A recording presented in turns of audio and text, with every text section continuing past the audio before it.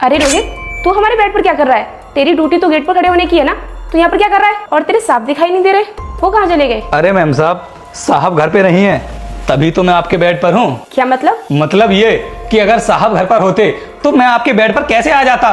साहब मुझसे बोलकर गए थे कि रोहित मैं तो ऑफिस के लिए जा रहा हूँ, तो मैम साहब तो ऑफिस के लिए चले गए। अब इस घर में आपके और मेरे अलावा कोई भी तीसरा इंसान नहीं है, तो मैम साहब हमारे पास ना बहुत अच्छा मौका है। मौका?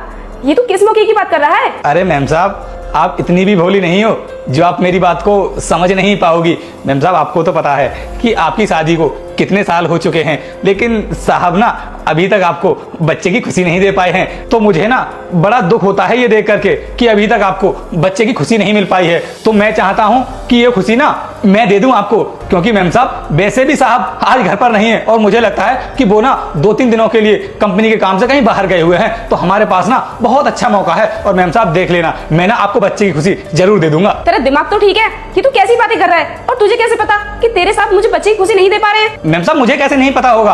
अरे मैं इस घर में आपकी शादी से पहले से काम कर रहा हूँ और साहब के बारे में तो मैं सब कुछ जानता ही हूँ, लेकिन जब से आप इस घर में आई हो तब से मैं आपके बारे में भी सब कुछ जान चुका हूँ और इसीलिए वो आपको बच्चा नहीं दे पा रहे हैं। इसलिए मैम साहब आप मेरी बात मानो और मेरे पास आ जाओ, सब कुछ ठीक हो जाएगा। रोहित, तू मेरे बारे में इतनी गंदी सोच रखता है, मैंने कभी नहीं सोचा था। और तेरी इन गंदी हरकतों के बारे में तेरे साहब को जरा सी भी भनक लग गई ना, तो वो तुझे छोड़ने वाले नहीं है, क्योंकि वो मुझसे बहुत प्यार करते हैं और मैं भी उनसे बहुत प्यार करती हूँ। इसलिए मैं उन्हें धोखा देने के बारे में कभी सोच भी नहीं सकती। अरे तो मैम साहब, मैं कब बोल रहा हूँ आपसे कि आप साहब को धोखा दो?